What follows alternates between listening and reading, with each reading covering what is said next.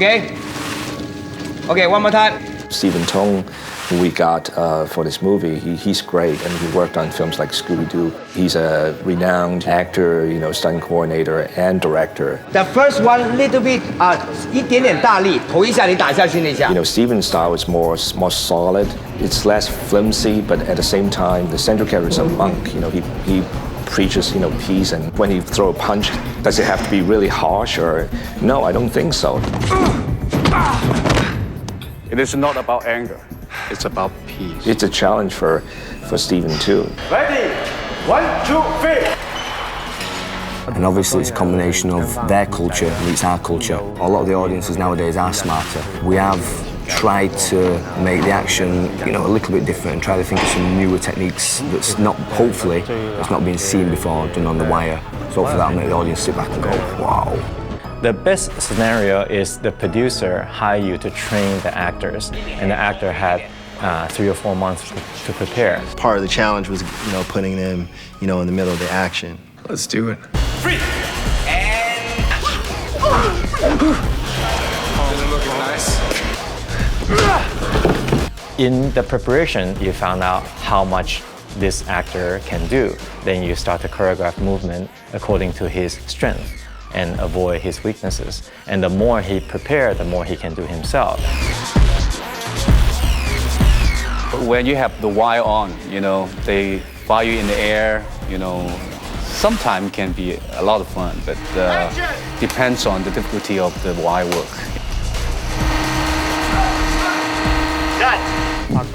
Very simply, he's just one very professional person. He picks up the action and the choreography very, very quick. He's just a really smart guy. He has hired himself, hired martial arts master to teach him. He didn't even tell me, and he was been practicing for months before he came over here to shoot a movie.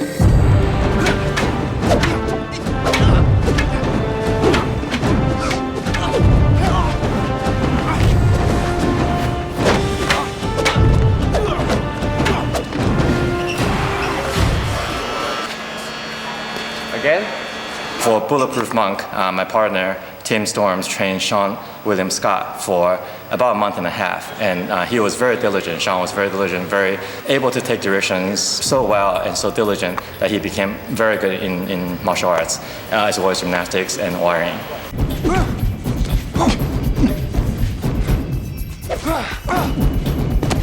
The first day that I came here, they understood that I wanted to do every single move that I could, that I felt like I can do, and without wasting their time. And they were all great with that. That's the one for Sean. It gives you, 150%. He's running, he's diving, he's falling. His back is hurt, he gets back up, he does it again, he doesn't complain. His work ethic is insane. I mean, we rehearsed for 7 weeks in the studio every day, 9 hours a day. Sean was there every minute that he could, and he was there pretty well most of the days. A lot of wire stuff, and it's just a nice mix. Instead of it being, flying in the air and doing all this insane stuff that we've kind of seen, it's a nice mix of it being kind of street fighting and some kind of traditional Hong Kong fighting, and also some cool wire work. Okay. Ready? 1, 2, 3. It's really demanding on your body. Like, you wouldn't think it would be, but it took me a while. I thought I was in pretty good shape. My legs, I couldn't even get up in the morning. First couple days, I was like, well, I've been training for 2 months, and I feel like I can't even sit down. But your legs start to get conditioned to it, and what's weird is the moves that you'll learn on the ground, it could be completely different in the wires. Yeah, cool. Debbie and I trained Jamie King in some traditional forms like snake, eagle, traditional kung fu. Good, nice. We trained every day, 5 to 6 hours a day, doing kung fu, Hong Kong street fighting, taekwondo, wire works, just all kinds of physical training for this role. And I mean, that's one of the reasons why I really wanted to do it in the first place, because I'm really athletic. Especially the physical aspect of it just seemed like such a huge challenge to undertake, and it seemed like something that I really wanted to try, and something that I really wanted to do, and that I knew I could do. Went to the training, and she was doing her thing, and so I said, okay, she's gonna be up for it.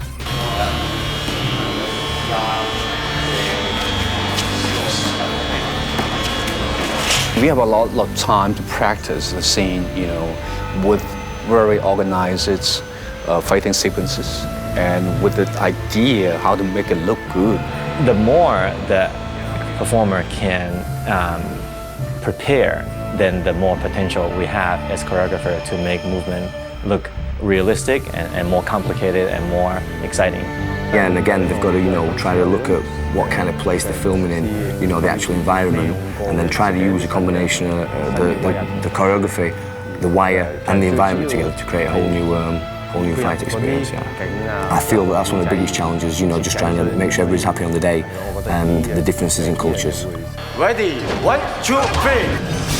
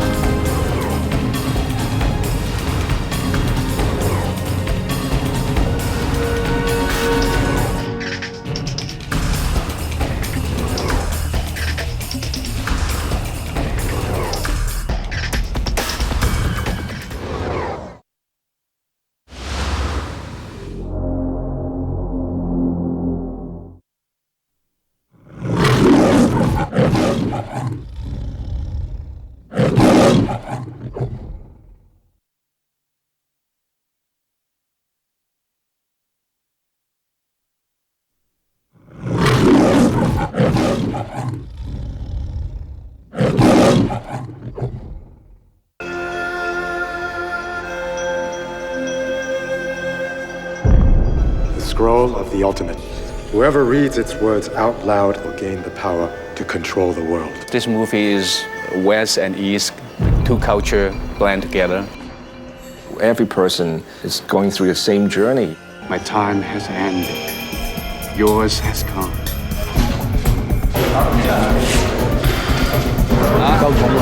You can name it, you can see it in this movie. This has elements of all the movies that made me want to be an actor. I've been training for 4.5 months for this, and I'm gonna do this no matter what. The story is a combination of a great roller coaster ride, and I think that you're not gonna want the movie to end.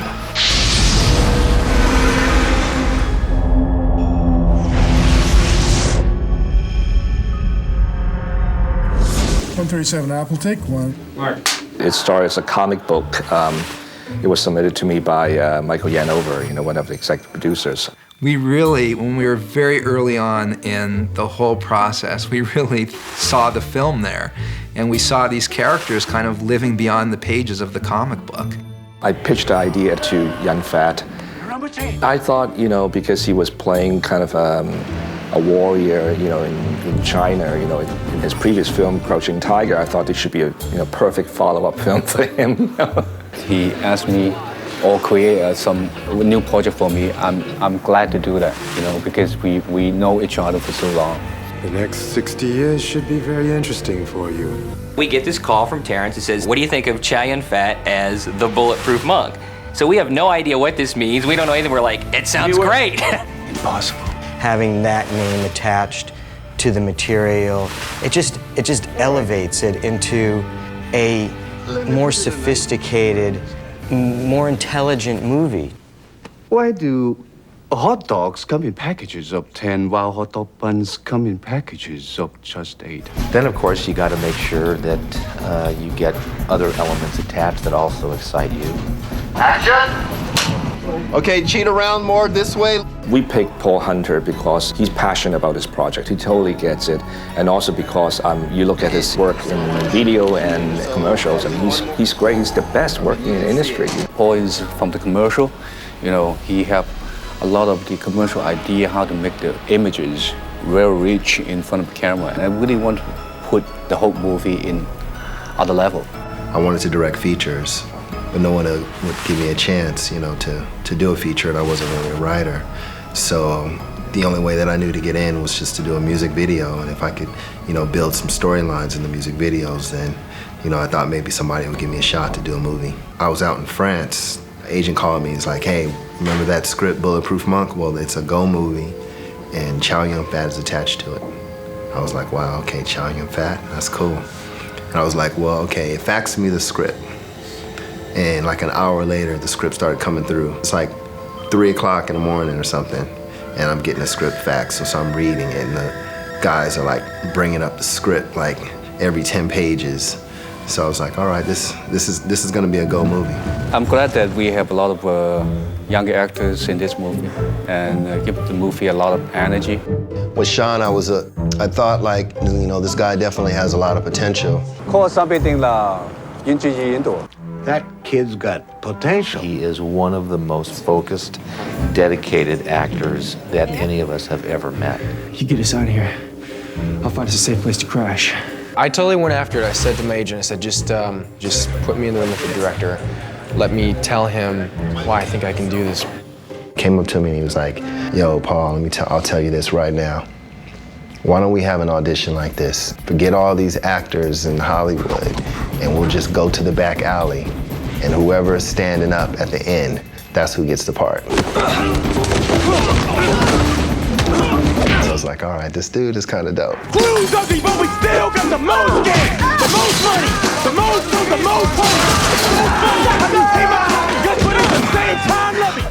What the hell are you looking at? You're just so damn beautiful. Especially when you're angry. Jamie's chemistry with Sean was so great. It was just, when they were together, it just lit up. I specifically remember the moment that I read the script and the moment that I knew I wanted to do this film. And I was like, I made the choice. I said, I'm gonna get this role no matter what. And she gave me a hell of an audition. She used to hang out with all these like graffiti artists. So she had like a sort of like a street flavor about her. My brother, monks. I saw Carell Roden. I saw him in 15 minutes and I just thought he was amazing. He was really like intense. Even though he was playing a villain, you know, it wasn't just like sort of one note. He had a good sense of humor to his work. Okay, cut. All right. It's nice to work with him because he's like when he likes what you do, he enjoys it and he's smiling and that's great. You may be my granddaughter, but that will only protect you for so long.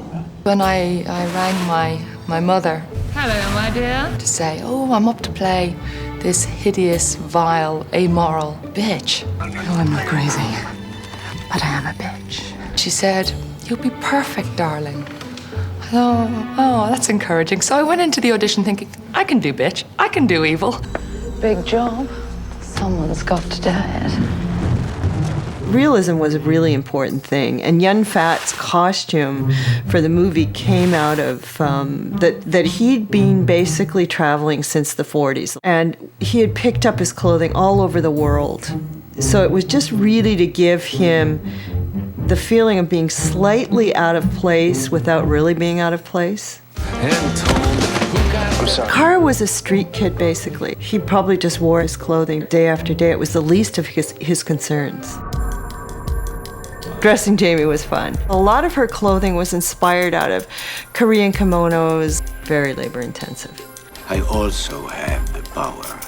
Drew starts out as a Nazi soldier. I wanted to kind of give him a feeling of always being in a uniform. Almost everything for the show was made. It was like doing a period show. You gotta follow us around a little bit more. The first time walking onto the set, I've been shooting like so many commercials and videos. You know, those are like 5-day shoots at the most.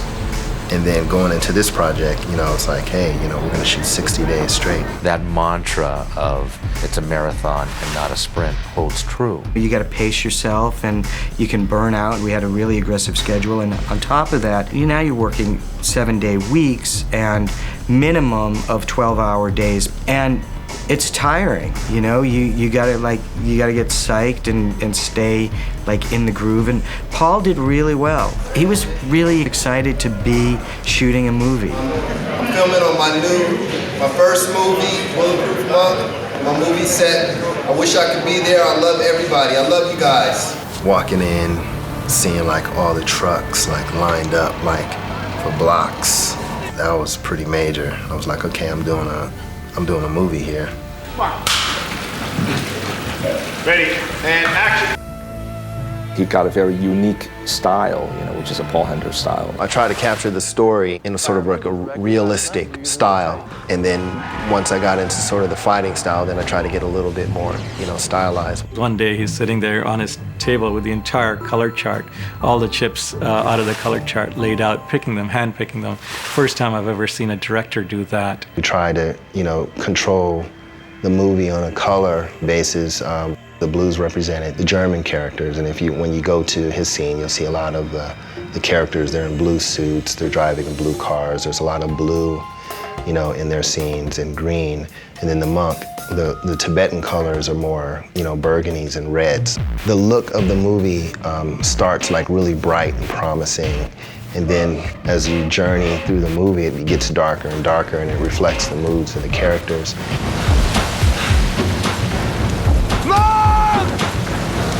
If you break down the movie has 5 colors in it.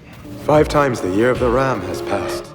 There's 12 months in a year. I try to come up with this sort of mathematical equation that would kind of add up and sort of represent the movie. And so 5 times 12 is 60. I have been protecting the scroll for 60 years. Now it is your turn. When you see the monk open the door into the temple, there's a wall in there that there's a round symbol painted on the wall, and it's called the Wheel of Existence. And there's sort of there's 12 characters in the Wheel of Existence. It's basically sort of like all the things that sort of happen in life. And what we try to do is we place these different images throughout the movie. By the 12th one, then it's a completed cycle.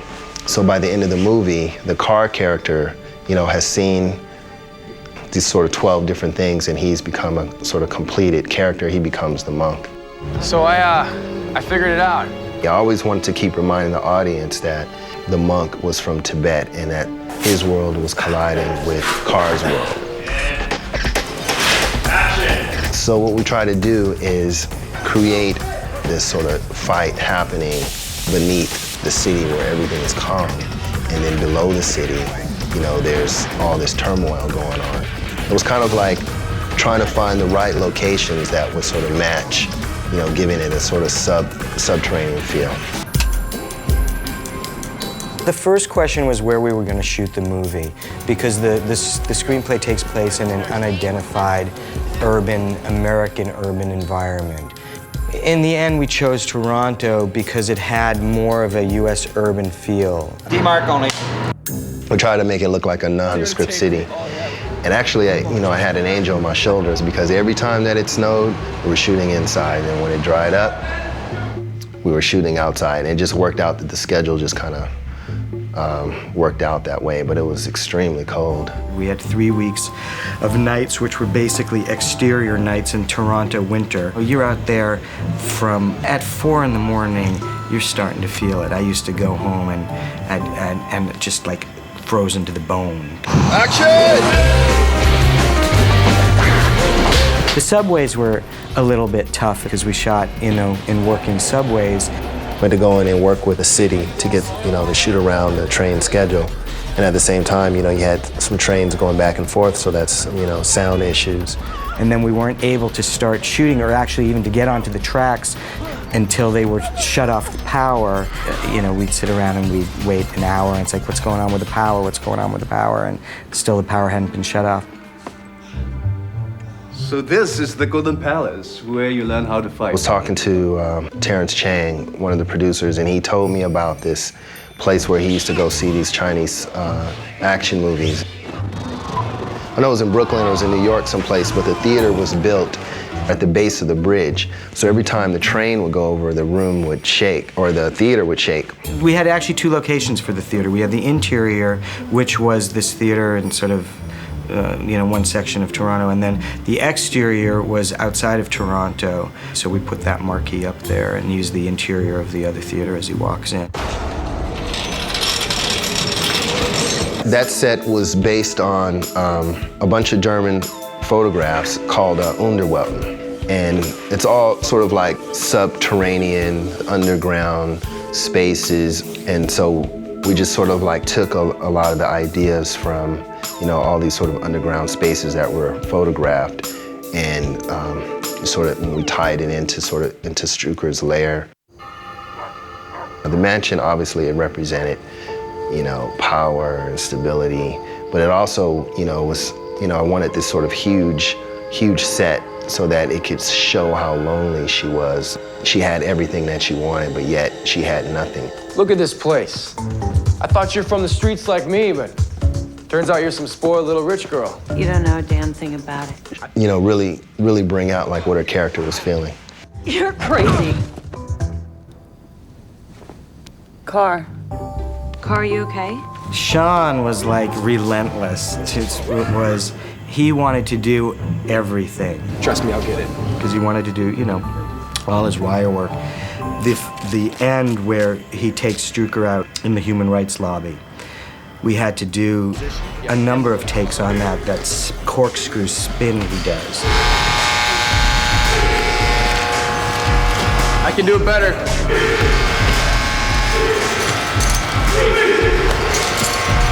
It really messes up your equilibrium. That one turn is kind of tough on your body. To look badass. We went through it, and Sean, you all right? He's like, yeah. Can we do another one? Yeah. I'll need a few tries at this.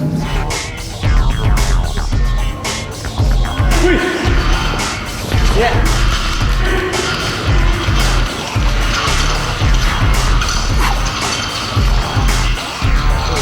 So I think we did about 9 takes of it, and he was fine. He walked away.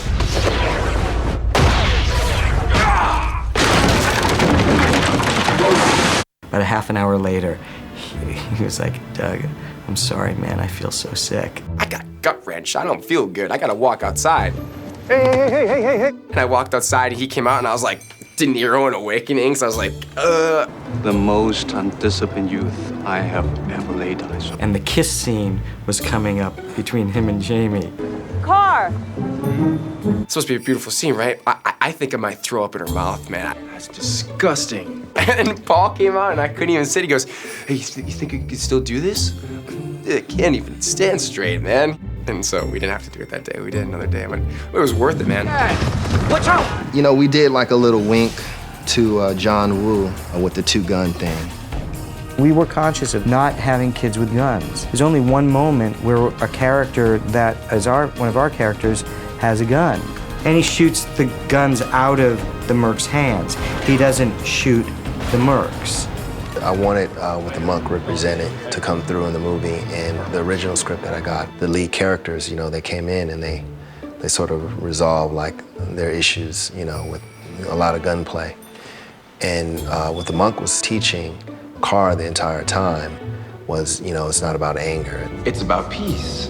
And so what I try to do with that is to get Carr, to go in and save the monk with the things that the monk taught him. The very first draft we wrote, Sean actually dies. Sean actually dies at the end. Yeah. And the whole thing is that Chow Yun-Fat was mistaken, and it was really Jamie King the whole time that was supposed to be the next protector of the monk. The only one that's bulletproof. We did the edit. All the training that he had gotten from the monk was working, so we all decided that, let's come up with let's sort of focus on Carr, come up with a different ending where it's him and the monk are, partnering up and defeating Strucker. The original finale of the movie took place exclusively in the Nerve Center.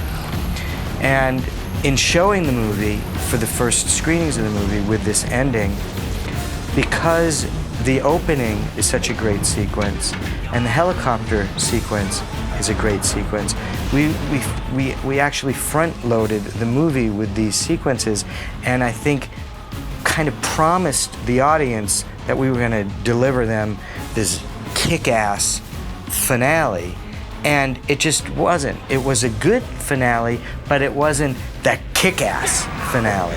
And so we went in and did some additional photography, which is what then became the rooftop sequence, which is in the movie now.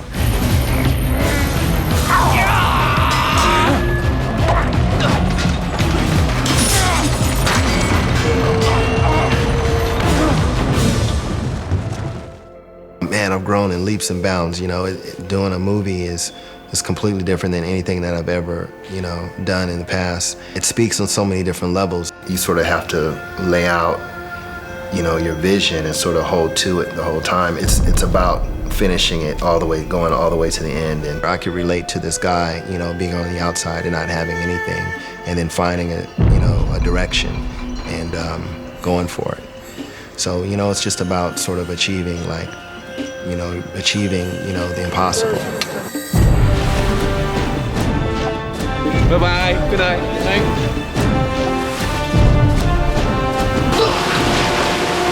Bye-bye.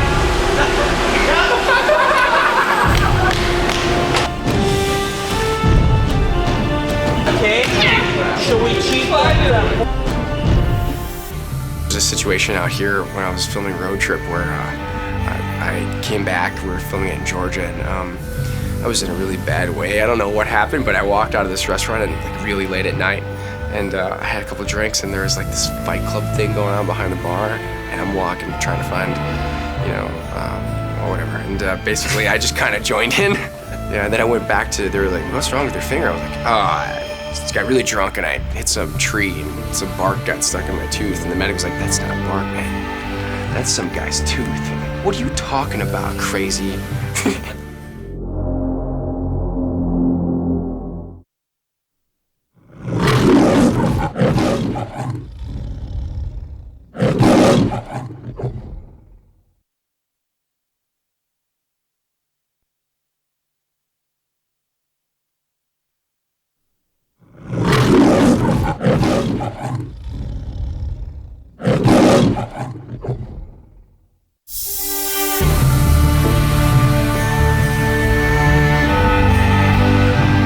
We wanted the look of the movie to be very real, very grounded, very earthy. Ready and action. As far as the visual style, I chose like 5 colors. I didn't want the colors to be all over the place, so we tried to keep like sort of like a family of 5 colors in the movie. We had a color palette that we took from a piece of graffiti. You know, we're picking a blue, picking a green, picking a brown, but it's a particular brown, a particular green, a particular blue. C-Mark. Because it was a present-day movie and pretty much like real life, incorporating the unreality to it was a challenge. The suspension bridge that the initial fight takes place on was built entirely in the studio, requiring something like 40,000 pounds of ballast at either end to make this work. We had 1-inch thick cable running through it, covered over with a rope that we aged. The wood planks that they're standing on are actual wood planks, but we had to make them look really old and precarious. And the way to do that was burning them. We burned them with a torch. We water blasted them to give them sort of a spindly look, something that was a little precarious to be standing on. And then we burned them again to give them some age. And then our scenic artists aged it all. We were combing bits of rope just to get the look right so it was frayed. And we had something like 20 people working on this bridge at one point. Action! The temple is actually a 3/4 build in the quarry, and the rest of it is CGI'd based on our sketches and research. We ended up using duck down floating through the air. We had bags and bags of duck down standing by. Had a couple of Ritter fans there again, and we just put them into the air, and they were just floating around the whole time. Paul was very adamant about the look that he wanted, and he always made sure that I understood exactly what it was that he wanted. I want it to feel kind of like magical, like you're up above in this mountaintop. It was a total different look now that I see it, with these down feathers drifting through the whole exterior temple shot. Here we go, everyone. We were very careful not to offend anybody in this film. We wanted everything to be done with the spiritual world as right as possible. We want to stay true to the religion, and we also want to keep Yun-Fat happy, who's a very spiritual man, and I don't think he'd appreciate anything that wasn't done properly or correctly. With a film like this, where they required some air of authenticity, I came of service. So we brought in a tech advisor, Shakya Doje, and he gave us reams of information as to how things would be. You know, for example, when we're out of the temple, we had the horns for the monks. Chakra said, they would never have the bottom of the horn just on the ground. You've got to have something that elevates them a little, so the bottom of the horn doesn't touch the ground. Put a rock underneath it. Temples might vary from one place to another, so you've got some flexibility, but there are certain things that you always see, and they wanted these cues so you could relate to it as a Tibetan sort of temple. The 8 offering bowls are a traditional offering, and they are arranged in a traditional way. Each bowl has its own particular symbolism, and they have to be arranged properly. Otherwise, it would be jarring to anybody who had any familiarity with the milieu. The stupa, or the temple, the Chorten part, which we designed, has a series of markings on it that speak of the spirituality of the place. Each one is distinct, but each one has a recognizable series if you're informed in that language.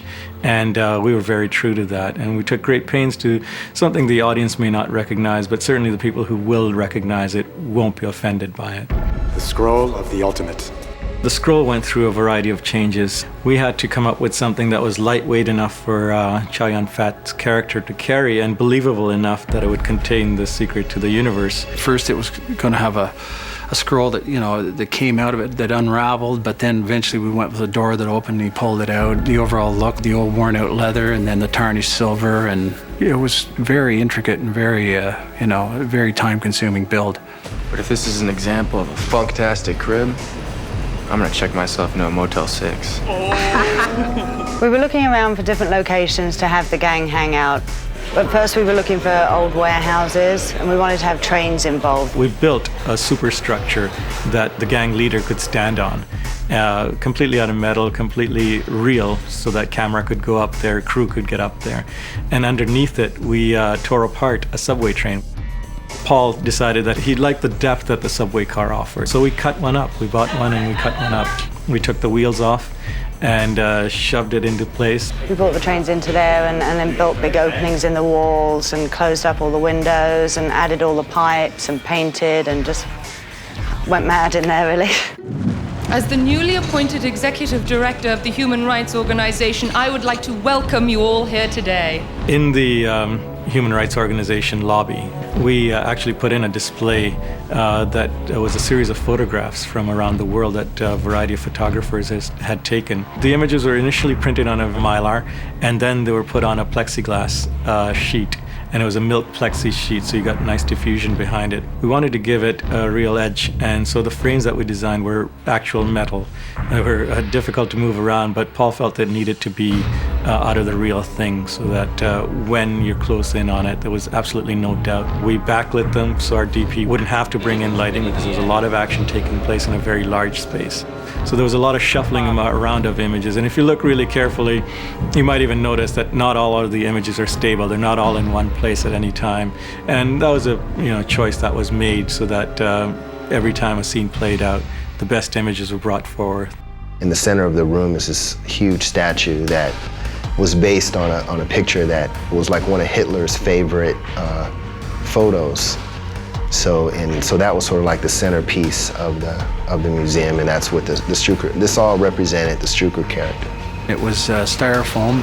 The Scenics had put a coating on it and a gloss on it to make it look like marble. We had rebar, where some places in the leg you'd have about an 8-foot piece or an 8-inch piece that had rebar in it and no material at all. So the whole thing was really quite a balancing act.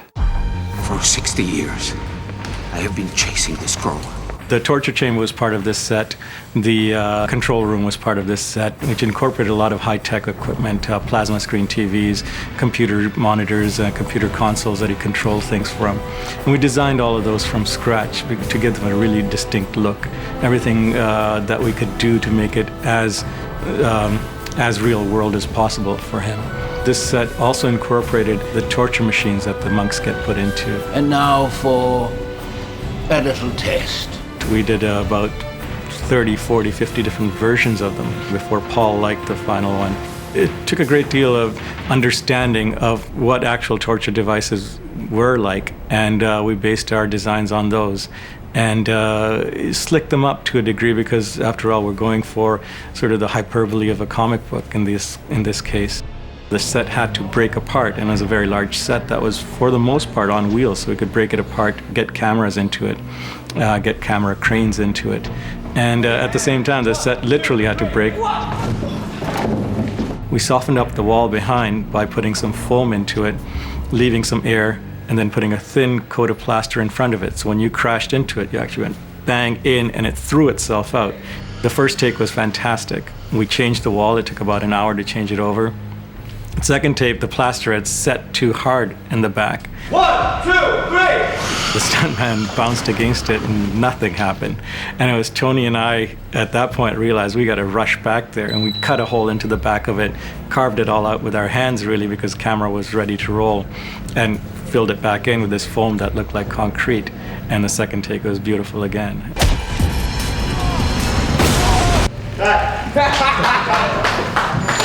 The pace of shooting on an action movie is relentless. Every day new ideas occur to the directors, and they're creative people, as are we, and we want to respond to those. The actors are certainly there and the directors giving direction, but we have to make the mechanics of it work. We feel responsible for all of that. Sorry.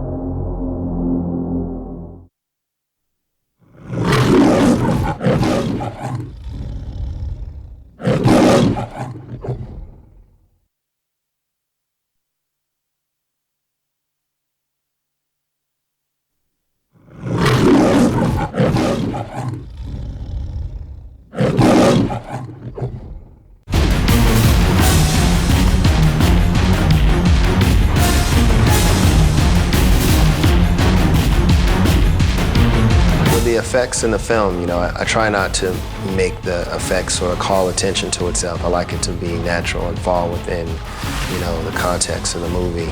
You've got shows where the visual effects become the stars, and you've got dinosaurs running around, and you've got shows where, even though there's a lot of visual effects in them, you should never see them.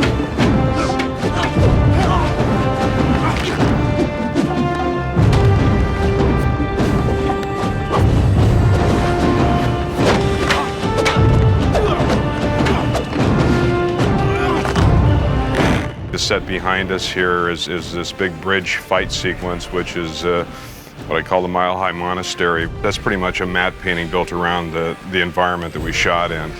And everything else from there on is going to be created from either computer graphics or photographs that are cut and pasted together to create the environment. And action! It was a real suspension bridge we designed, roughly about 100 feet long, 70 feet of it actually floating. We made it so that this bridge had the capability of going up and down in the air. So for the scenes where Yun-Fat's fighting, we would bring it down because it was mainly on close-ups, etc. For the scenes where you wanted the camera to go very far below it, the bridge would actually lift up. And the way we did this was put them on a couple of cranes.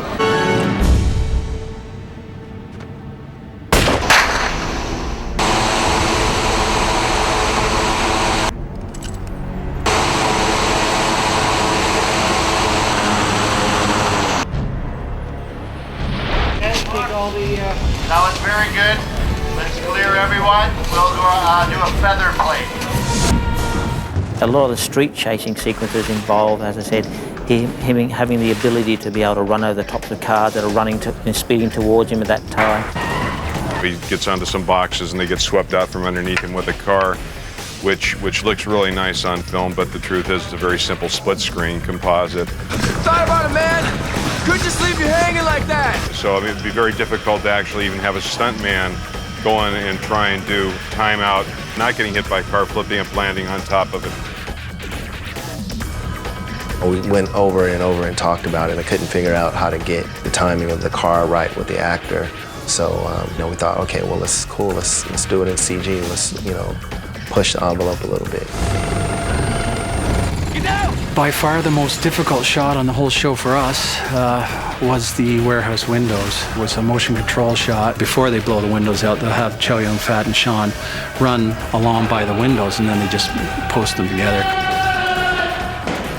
We were going to originally shoot it through the windows, through green screen, because the shot is them looking through the windows and they need to see the helicopter outside, when in fact we're inside. So, and then they eventually decided that they're going to shoot it against black, and then because the candy glass that we had in the windows was clear, we had to dull it down and wire each individual pane, and then we had cannons behind as well, and trunnion guns, and we had, various things pushing the windows in. It didn't quite click at the very end on the first take, and obviously it's going to take us a day or two to do a second take, so we ended up doing take two, the week after that.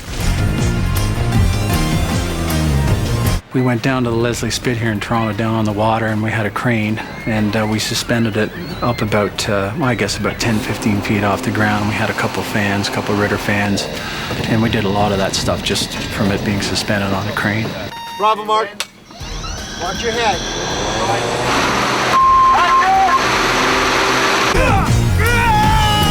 We have quite an elaborate sequence where he swings basically from one side of the helicopter to the other underneath, 300 feet in the air. So we combine that with, a stuntman in the air, physically doing things of a helicopter, to then having the actor perform on some green screen elements, and then combining all that together in a series of shots.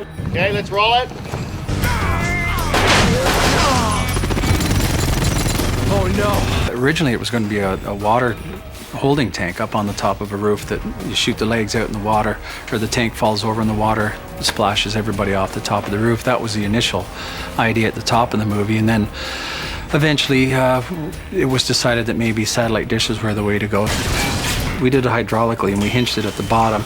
And the first part of that shot, you see the thing dropping over the edge. We had a structural engineer, we gave him the dimensions and what type of steel we were using, and he sorted it out and said that we were definitely within our limits. And it was a 20-foot satellite dish, so it had quite a bit of push to it once it got moving.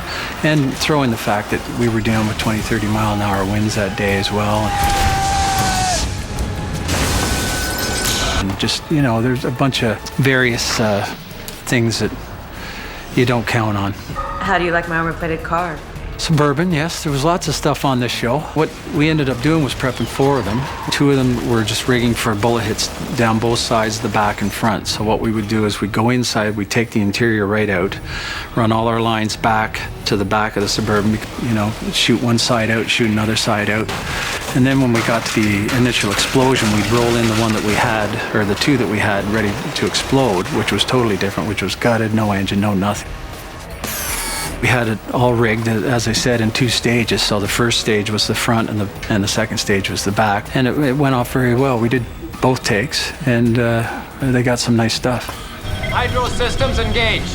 When Sean gets dumped into the tank, we had quite a build to do with in terms of the dump tanks. We realized that we should keep all the water in one separate stage, so we built the 2 sewer lines very close together and had it down in a big holding tank at the bottom. And what we ended up doing was taking 4 dump tanks at the top, 250 gallons each, through a bit of trial and error.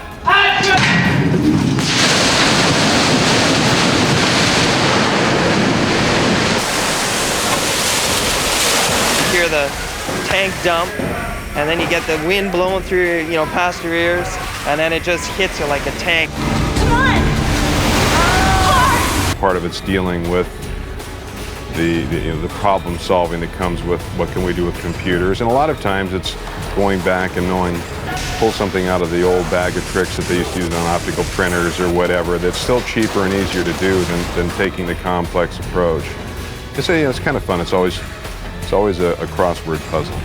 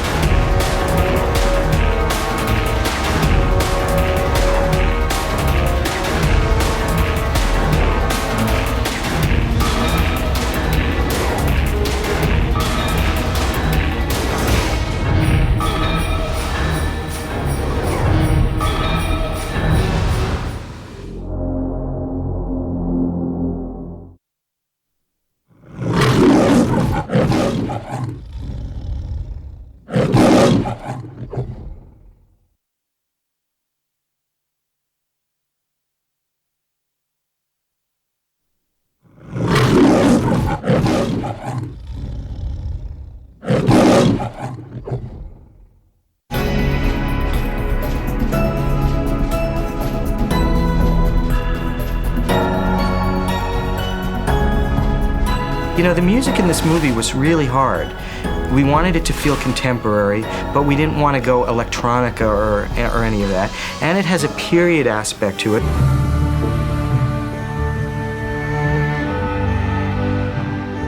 The reason why I chose Eric is because he had a very urban, ethnic style to his music. You know, I thought that he could capture the feeling of Tibet, and then at the same time, I thought that he could represent the feeling of like an urban culture in America, and bringing those two together I thought would be great, and he was the perfect person to do it. The first person who called me was Chuck Roven. He said, I want you to meet with Paul Hunter, the director. My first impression was, I was not expecting this kind of guy, you know, because he's a very young guy and he looks really cool, and so I was very surprised. No, usually I like to compose really when I see the picture, when I'm really getting inspired by what I see. I take the first scene and I start composing what I feel, what emotion I feel, and so it can start really with anything. It can start with a guitar, a piano, percussions, anything. I don't even have, you know, we have in music what we call vertical or horizontal writing, which means horizontal writing, for example, is when you compose a theme with a piano, for example, and then when it's done, you arrange it and you do the orchestrations. That's horizontal. And vertical is when you write the music really like all instruments together. And even this, I don't have a special method. Sometimes it's horizontal, sometimes it's vertical, sometimes it's kind of diagonal. The first thing I wrote on Bulletproof Monk was all the opening scene. This one was what gave me the general color of the whole movie. So I spent a lot of time on those first 7 minutes, probably like 3 weeks. And because it was very important to find a color that would be original and specific for this movie.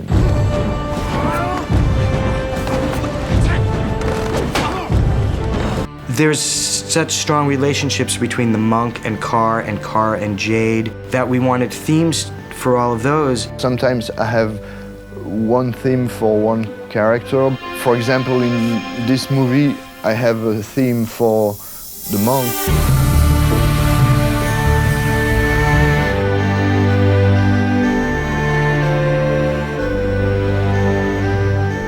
And I have a theme for the relationship between the monk and Carr.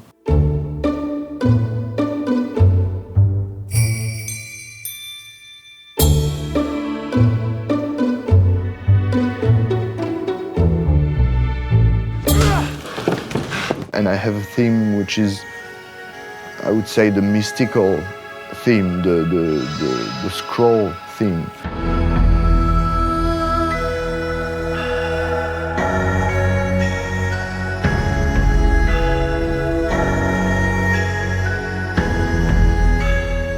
Those three themes are very close because they are all connected to the, you know, this Tibetan mysticism.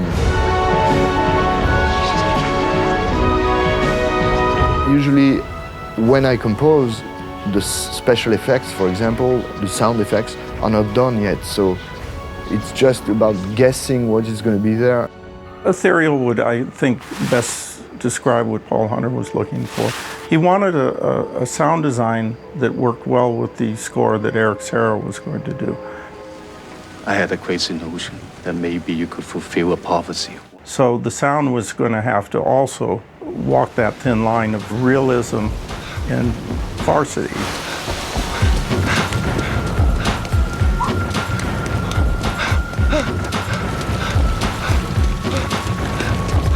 My job is to try and create these environments that bring the audience into that moment, much like music does, is how we feel. It's very much painting the same canvas. We gave Yun-Fat sound design moments where he would cognitively get things. Look out! And And Paul was very clear that what we wanted to do throughout, that we wanted to know those things, the audience wanted to know those things without us ever selling the moment through a car arriving or a door opening. They're here. In this sequence, what we're going to look at is where we establish the scroll and its various elements. And we're going to start with just dialogue so that we can see the scene dry, and then we'll go back and add sound effects.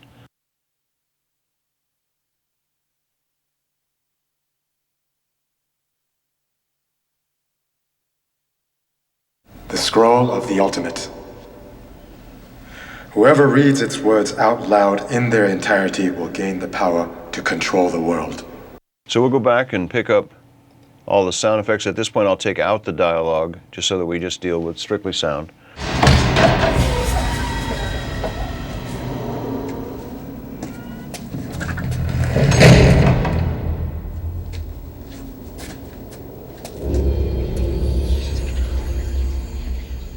This is further into the sequence where we have the transfer of the power from the master monk to the monk with no name. I have been protecting the scroll for 60 years. Now it is your turn. We tried to keep the scroll in full force now as this transfer takes place.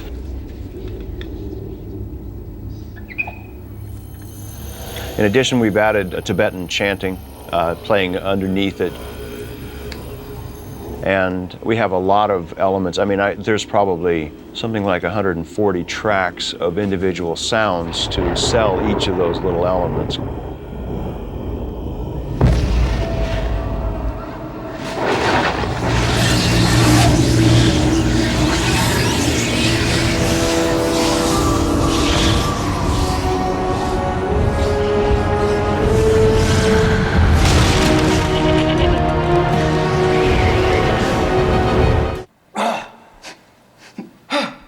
It's not about power. It's about grace.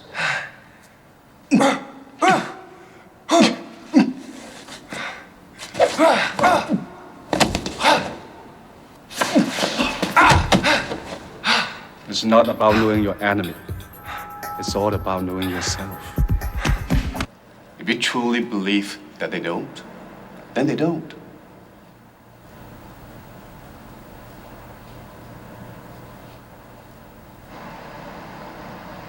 Get down!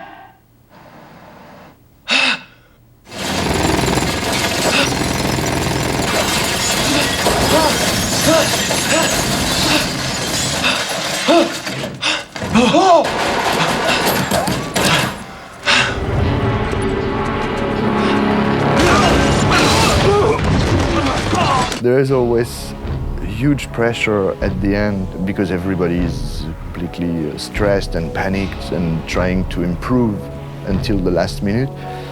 Time is the one thing I'm running out of. For example, when they changed the edit of the movie until the last minute, it's a big problem for me because my music is always very, very synced and very precise in terms of synchronization. And so when they change just a few things, sometimes I have to completely redo a cue. In a picture, you can cut 3 frames here and 3 frames there. It won't make a huge difference. It will make it maybe a little bit more fast, but it's very easy. You can cut anything you want. In music, you can't, because if you cut 3 frames, well, the equivalent of 3 frames, suddenly the music becomes like doop.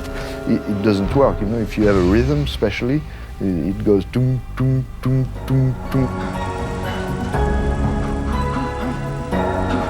If you cut 3 frames, it will go doom, doom, doom, doom, doom. And so it's a big problem when it's synced, because sometimes for 3 frames you will have to rewrite 1 minute of music. And this at the last minute, so that's the most challenging part.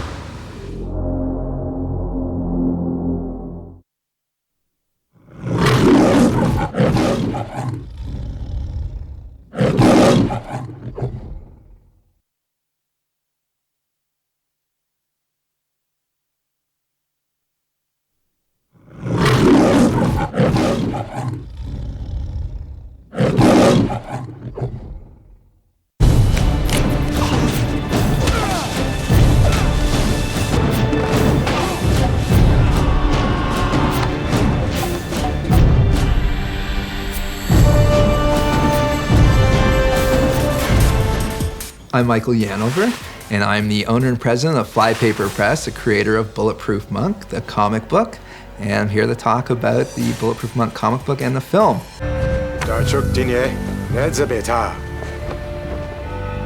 Check it's a big white destiny and the beginning of yours. Well, we were really trying to combine classic comic book heroism and storytelling with a new form of superhero. The next 60 years should be very interesting for you. Someone that you could relate to, someone that had spiritual elements, someone that had superpowers that seemed more real than, you know, lightning bolts coming out of their eyes. How did you do that? Something that, you know, combined really the classic Buddhist and Zen characteristics that the Bulletproof Monk has, who thinks before he fights. It's not about knowing your enemy. It's all about knowing yourself. We started off, believe it or not, with the title. When we put together the words bulletproof and monk, kind of sprang out this idea. The artist that did the original comic book is named Michael Avon Oeming. He was kind of this underground artist, and I wanted to use him on this project because we wanted to do kind of a film noir feel to it. And Mike brought this great feel, and we used monochromatic kind of a palette to color it. And since this project, Mike has gone on to become a superstar in the comic book world. Bulletproof Monk wasn't the most well-known comic. It's only a 3-issue book, but the people that did read it certainly liked it a lot and certainly commented a lot on the artwork. An enlightened man would offer a humble traveler shelter for the night and share a quiet conversation over a bowl of Cocoa Puffs. The spiritual part of it, because another writer is Gotham Chopra, who's the son of Deepak Chopra. I've been reading Deepak's books for quite some time, and I like his books. I like what he says in his book. You should be asking yourself who you are. Gotham Chopra has written kind of like his father's spiritual books, and Gotham kind of showed up at the right place at the right time, and we added Gotham into the mix, kind of like adding another ingredient to the cake that kind of landed there perfectly. And Gotham helped us really bring this sense of Zen and sense of spiritualism to the character and work with us to help Carr and help the Bulletproof Monk find out who they were through the process. I can step on the air like a stone, swim through it like the sea. All you gotta do is believe. There's 2 reasons why Hollywood grabs a comic book. For like Spider-Man or Batman or Superman, it's because they're looking to create a franchise. People know the title, people have heard of it, and people want to go see a movie out of it, and they can sell a bunch of toys. With Bulletproof Monk, they really kind of like the concept. They like the idea of this monk who was in America and was very skilled and had to, you know, pass on his stuff to the next generation.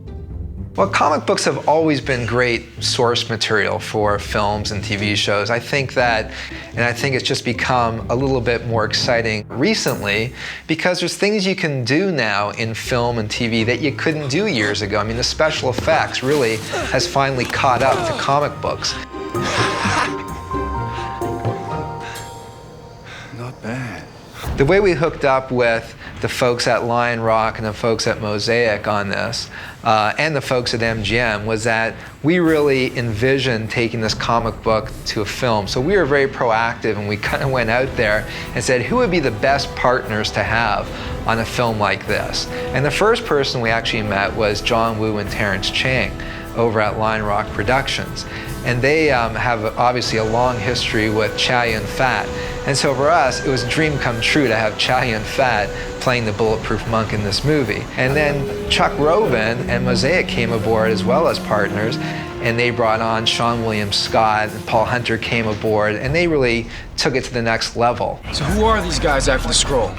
Mercenaries, led by a Nazi. The actual plot and what their mission is changed in the movie from the comic book, but the essence of the characters, who is Carr, who is the Bulletproof Monk, and what they need to achieve in terms of saving the world and passing the baton from the current Bulletproof Monk to the next Bulletproof Monk was retained, and that made us very happy to see that. The story was it seemed almost personal. It seemed like the story of this kid, like kind of coming to terms with all this kind of old mysticism and stuff like that, how it impacts him in America. The prophecies must apply to everyone, or they mean nothing, of course. The cool thing about the character that we also wanted to achieve was that it wasn't about being a person. It's not like an alien who comes from another planet to Earth, and it's not just one person. It's really a succession of people. And so being the hero, it's not just about being a particular individual, it's about having the capacity for anyone to become this hero. You both fulfill the proxies, not two lives that are incomplete. One complete life. And so being the bulletproof monk is really about being the successor in a long line of heroes. And any one of us can become the bulletproof monk, man, woman, someone from Europe, someone from Africa, someone from Asia, someone from America. Anyone could be the bulletproof monk.